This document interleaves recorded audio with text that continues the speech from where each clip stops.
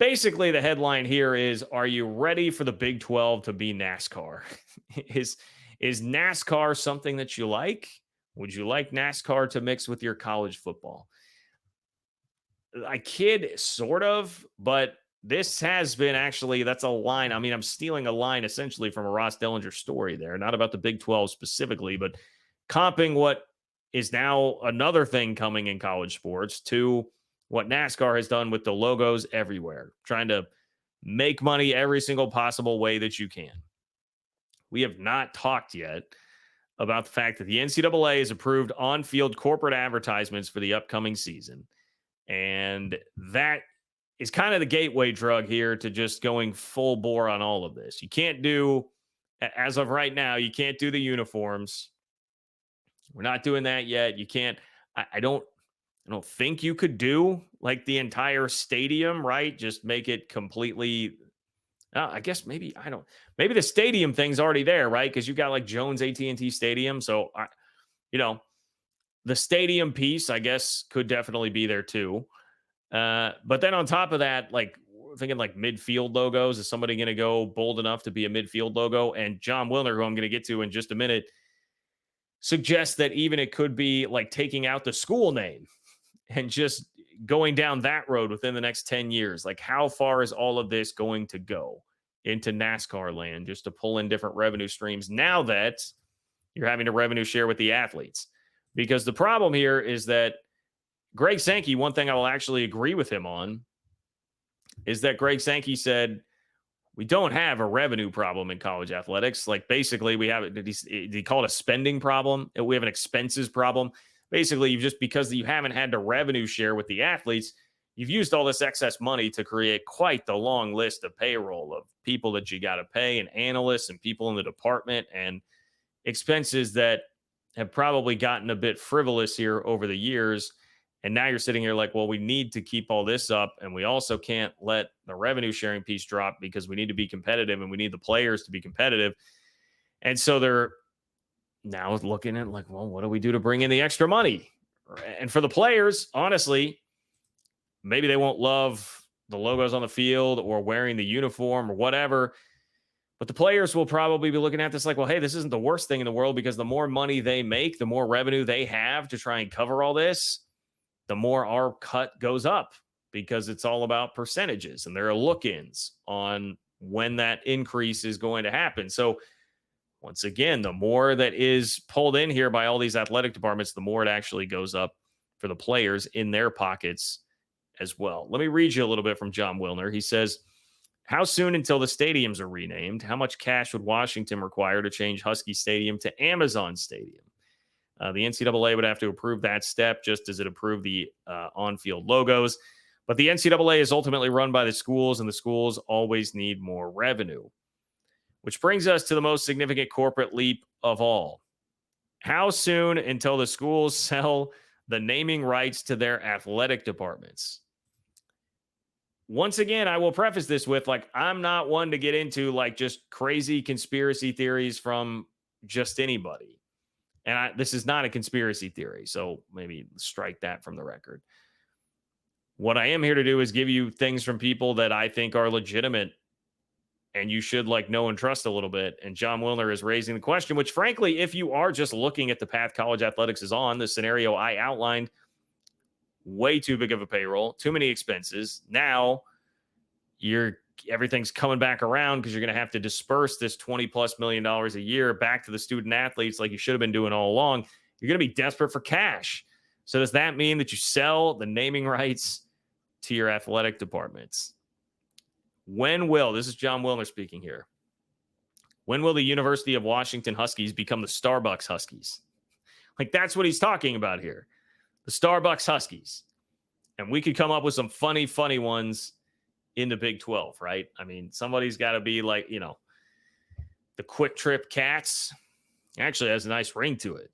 Maybe the Quick Trip Cats. The Loves Cowboys, like Oklahoma State just goes with Loves. Every single school could just ink the deal with the most popular regional gas station chain in their area, Tri-County area, whatever it might be. the Casey's Cyclones, the Hy-Vee Cyclones, something like that. Like, that would be the move, right? Hy-Vee sells gas. That could still be the gas station conference, the truck stop conference. Everybody just do that and play right into the stereotype. Wilner says it's coming, folks. Again, this is right after the line. When will the University of Washington Huskies become the Starbucks Huskies? He follows it up with, it's coming, folks. It might take a few years, maybe 5 years, maybe 10, but it's coming.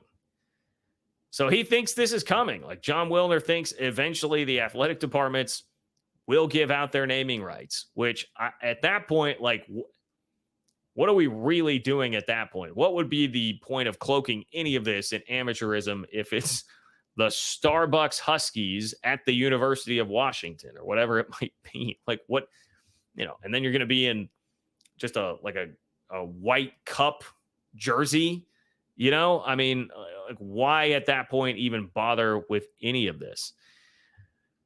Well, you would be doing it for the money, quite obviously here, and needing more money to revenue share with players. And there is a substantial amount of money that could come from all of this. We're going back now to the only part that we have for right now, which is just logos that could be on the field, which can be like at the 25s or midfield, I believe was I read that. I'm sorry. I don't have the official copy from the story that I was looking at there, but the 25s, I would say, is where you're probably going to start to really see this.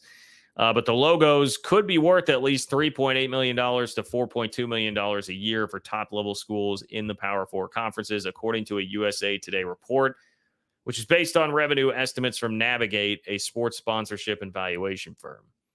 Okay, long ways to get to Navigate, a research firm, sports sponsorship and valuation firm, says that it could be worth basically like $4 million. And if you're telling schools right now that are facing this sort of a deficit where they're going to have to come up with $20 million to pay, $4 million sounds pretty great. All we've got to do is slap a couple of Quick Trip logos on the 25s. Like, yeah, sign me up. That sounds pretty easy. And then it's just slowly introducing this stuff. Like, you're getting into a slippery slope. So part of the reason that I do think this is important to talk about right now is just generally bracing yourself for like where this is all going. Like, you are going to see this. You are going to see this. I'm sure within the next 5 years, you will see logos on the uniforms, which to me, of all the stuff that we talked about here, that's maybe the part that hurts the most. If you pay attention at all to like soccer overseas, like the Premier League, I mean, they're getting new jerseys like every year, and it's because they've just, there are different sponsors all the time. That's the main thing you see on the logo is just the sponsor, as about like, I've never paid a ton of attention to it other than like a 2 or 3 year period when I was playing FIFA all the time in college. And I became a bandwagon Manchester City fan. And it's like, I can just still see like the Etihad Airways. That's all you saw on the jerseys. It was just that giant logo, and that becomes more synonymous with it than anything about the actual club. Now, look, the English Premier League, like it's the EPL, whatever, it's thriving. The Premiership, is that what I'm supposed to call it? The Premiership? It's thriving. People love it. So I'm not saying that any of this is going to like ruin the sport. I'm sure we'll still watch it. I would still watch it. I would watch the Starbucks Huskies. Okay, I would not deny that. But it is going to make it feel a little cheapened to me. I mean, I'm not going to enjoy that. I'm not going to like it. And I am just preparing myself for the reality that the Big 12 will probably be a place that has to pursue that as much as anybody, because you've got a gap to close. You've got a big gap to close. You don't want to fall further behind. You are now finding different revenue streams that are putting you behind, whether it's the TV contracts or now the college football playoff money as well. There are different ways where you are falling behind relative to your Power 2 peers there. So the fight for you is a little more intense. Now, I guess, SEC country, this may well be something that you just see swallow up the sport as a whole, because everybody is so money hungry right now. And maybe in a couple of years when this happens, you'll have more donor fatigue at some places, even in the Power 2 conferences, and they're going to be feeling it. You may have, I talked about this the other day. USC fans were really upset with their treatment with the TV schedule in the Big Ten. And so, like, the point was, hey, there are going to be a lot of fan bases that experience this reality in the Big Ten and the SEC now because it's too crowded. There are too many big brands. Everyone expects to win. Not all of them are going to, but that will drive some desperation too. Okay. If Oklahoma goes into the SEC and all of a sudden they're struggling to finish higher than like seventh or eighth, well, all of a sudden they're going to get pretty desperate to find the extra money to try and get an extra edge to compete. So very well, this could happen other places too, but it would stand to reason right now, logically, the Big 12 would be pretty close to the top of the list of that. Like, hey, we better explore things like this. Because as I said, Brett Yormark is literally going to the Arizona Board of Regents right now and saying, now you better invest in athletics. Like, now is the time to do this. I know you guys are having some financial struggles, but now is the time to do this. We have to buckle down. Mac Rhodes went on 365 Sports, Baylor's athletic director, and said, I know we've got basketball. That's great. We've got to get better at football.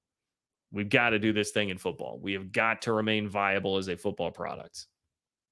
So right now, that means the Hy-Vee Cyclones may be a reality. I mean, those black uniforms that Iowa State loves, black uniforms that Iowa State loves may have a big Hy-Vee logo across it. Can you do Hy-Vee in black? Maybe you can, but you should probably prepare yourself for that. And hopefully it doesn't get to the point where the jerseys are just a total NASCAR thing where it's just filled completely up with logos top to bottom. But man, when does it stop is really the point. And like, if we're at the point that we are now with college sports, I don't see what is the move that will happen. What is the force that will come in and just turn the tide on where it's at right now? It just feels like this is a crazy toothpaste out of the tube situation where there's no real turning back for now.